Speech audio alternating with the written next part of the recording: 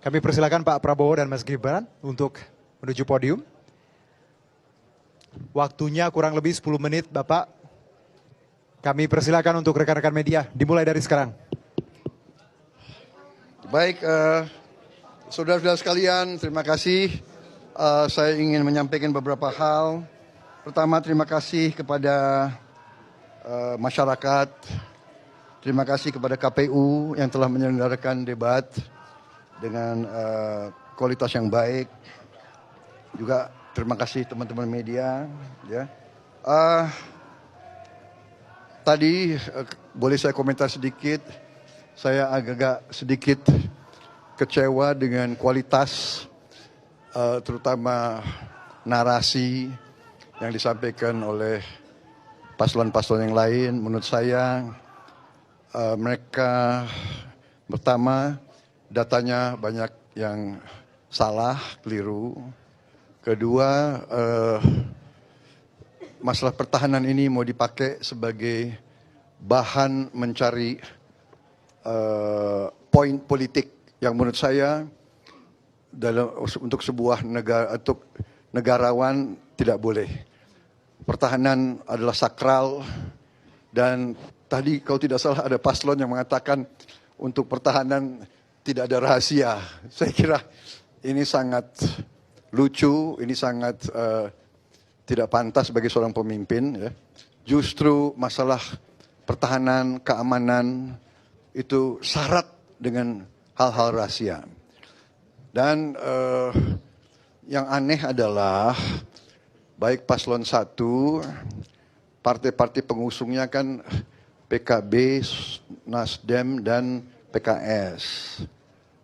Kemudian pengusung untuk paslon 3 adalah PDIP. Dan P3, mereka semuanya ada dalam Komisi 1 DPR. Jadi semua masalah anggaran pertahanan dibahas di Komisi 1 DPR, diawasi, diperiksa bolak-balik, dan disetujui. Jadi mereka setujui. Jadi aneh. Jadi saya kira ini ini adalah teknik-teknik politik ingin mencari angka. Itu saya sampaikan. Yang pertama, kalau kita tujuannya mengabdi, kita harus memberi data yang benar. Jangan menyesatkan rakyat. Dan jangan provokasi dan jangan menghasut. Kedua, kita harus negarawan. Keselamatan bangsa di atas semua. Kita butuh kerukunan keselamatan. Jangan karena ambisi ingin jadi presiden, ingin jadi wakil presiden, seenaknya bicara. Ya, ini saya kira tidak pantas. Saya, ya terus terang aja saya agak kecewa. Tapi sudahlah, tidak apa-apa. Saya percaya dengan rakyat, kami di depan rakyat yang punya akal, rakyat punya hati, rakyat yang akan menilai. Ya, saya kira demikian. Mengenai Palestina kita tegas, kita mendukung. Presiden sudah memberi petunjuk kepada saya. Setiap saat PBB minta, kita siap mengirim pasukan perdamaian. Kita siap mengirim kapal rumah sakit. Dan kita terus sampai sekarang pun melakukan kontak sama Mesir, kontak sama negara-negara yang berkepentingan di daerah situ. Saya kira prestasi Kementerian Pertahanan sangat jelas. Di bawah kepemimpinan saya, industri pertahanan kita dalam negeri mendapat kontrak paling besar selama sejarah Republik Indonesia. Ya, mendekati 11 miliar dolar. Kemudian industri pertahanan juga mulai mendapat laba yang juga cukup terbesar di Republik ini. Kita punya terobosan-terobosan banyak. Kita membangun kita bangun 24 rumah sakit, 25 rumah sakit di seluruh Indonesia dalam kurun waktu masa kepemimpinan saya.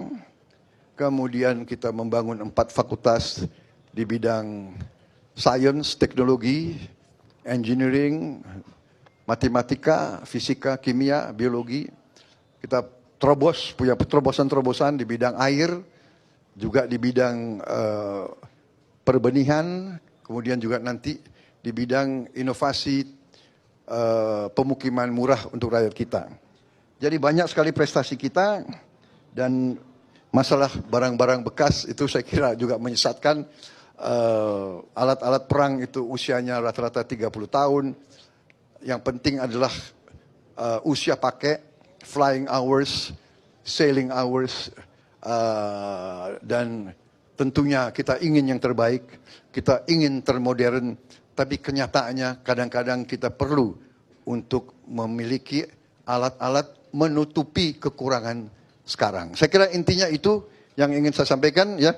Saya kira sudah jelas penjelasan saya. Mungkin Mas Gibran mau tambah? Tidak ada? Baik, saya kira tidak perlu tanya jawab, ya, sudah jelas, ya. Nanti pada saat kesempatan lain kita bisa lebih enak, lebih leluasa. Ya.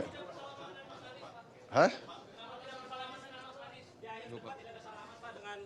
Oh, dia nggak datang ke saya lebih tua dari dia. Saya lebih senior dari dia.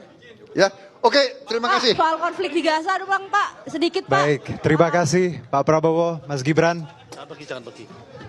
Baik, dengan demikian berakhir sesi press con kita Q&A. Terima kasih rekan-rekan media. Wassalamualaikum warahmatullahi wabarakatuh.